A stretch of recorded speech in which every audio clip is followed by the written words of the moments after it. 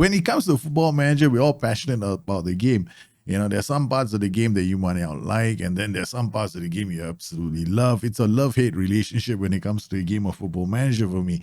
But there is one aspect of this game I'm so excited as I improved on Football Manager 23, and it's got to do with all the new statistics in the game. What I'm going to do on today's show, it's going to be short, it's going to be sharp, and I'm going to explain the major ones and how they can help you in your game. Possession is now calculated differently in the game of Football Manager. It's now a measure of how many passes a team completes in the game.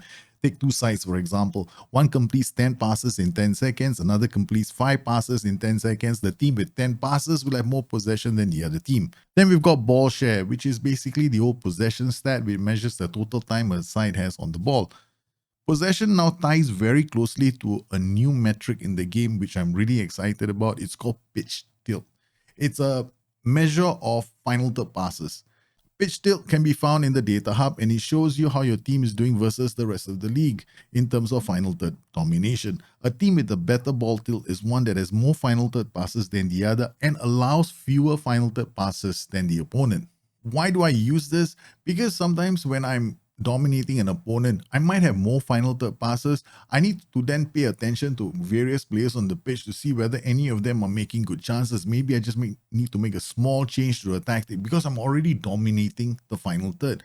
I just might need to just shift my players to one side using different roles, or I might just want to go wider to create more space for my players. One of the things I like to do is I like to drop tempo, because now with wider width settings, you can stretch the team and start creating opportunities through the middle by your players running if you've chosen the right kind of roles. And tempo allows you to be more patient in your build-up. Very closely tied to final third passes is a new measure introduced into the game as a statistic. Now, it's generated quite a lot of debate in the community as to its accuracy. I finally understand it, and I can say it's working as intended. It's called opposition passes per defensive action.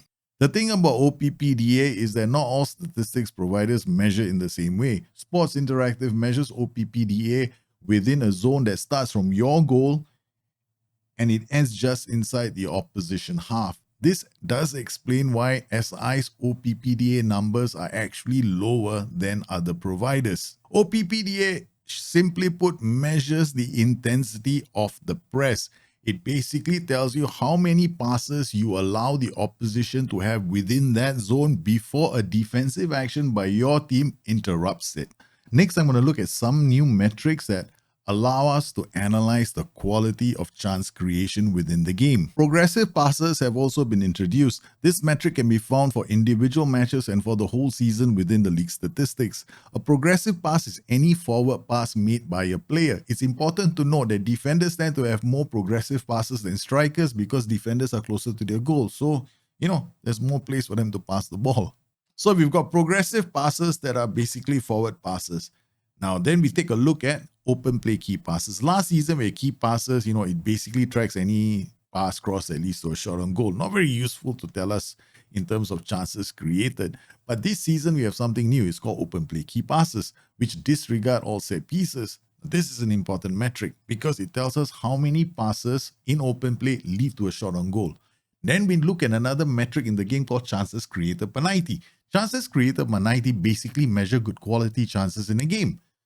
So what we do is we take open play key passes, we take chances created, and we have two units that can allow us to measure the quality of chances. Well, the good news is I don't use an Excel spreadsheet anymore. All I do is export these statistics into a tool that has been created for me for Football Manager 23 called Dr. Jit. And one of the metrics in the tool to measure is the quality of chances created by my players.